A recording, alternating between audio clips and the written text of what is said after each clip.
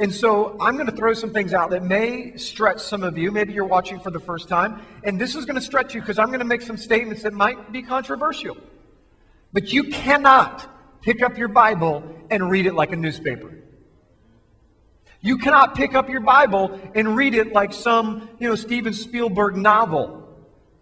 You can't, you can't, it's not like watching a movie. It's not passive. The Bible is not meant to be read. Never one time, from Genesis to Revelation, will you ever have the Creator command you to read His Word. He says, study.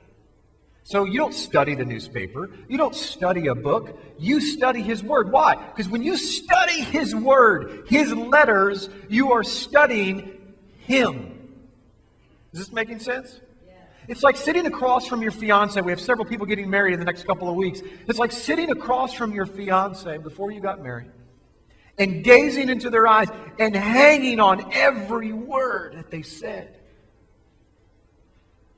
We don't do that because we've all been taught to read the Bible. And amazingly, Yahweh is so big and so creative and so full of mercy and grace that He actually lets us get something out of it even when we read it like a newspaper.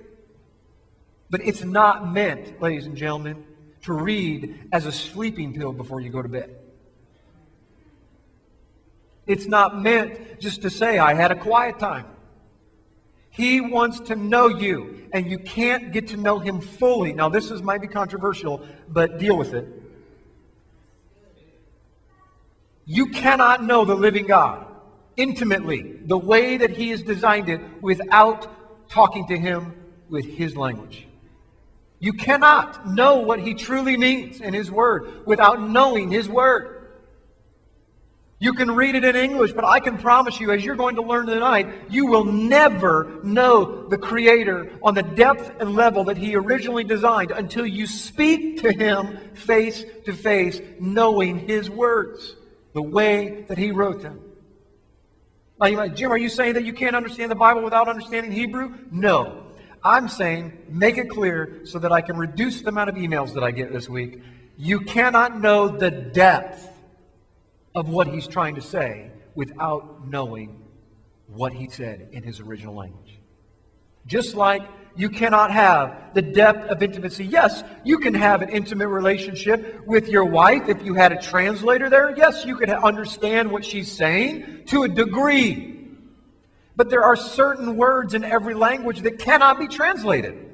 So what is the translator going to do?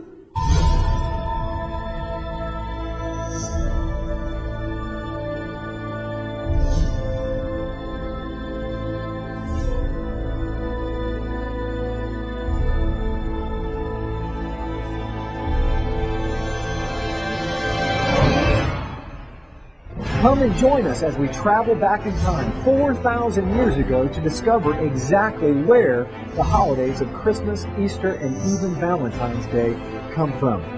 Why do we celebrate the birth of Jesus on December 25th? Whose birthday really is on December 25th? Where did we come up with December 25th? Where did the star on top of the Christmas tree come from?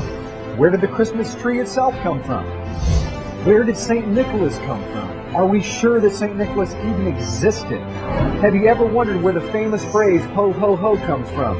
It comes from the late 1600s when they used to have plays, and before the devil would come on stage, he would announce himself by saying, ho, ho, ho. Did you know that original Santa's elves weren't little guys that made toys? They were Krampus demons that would punish the children if they weren't good for that year, while St. Nicholas would give them gifts if they were good.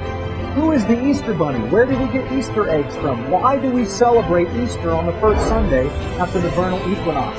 Did you know that Christmas was illegal in the United States until the mid-1800s? Can we celebrate these holidays according to the Bible?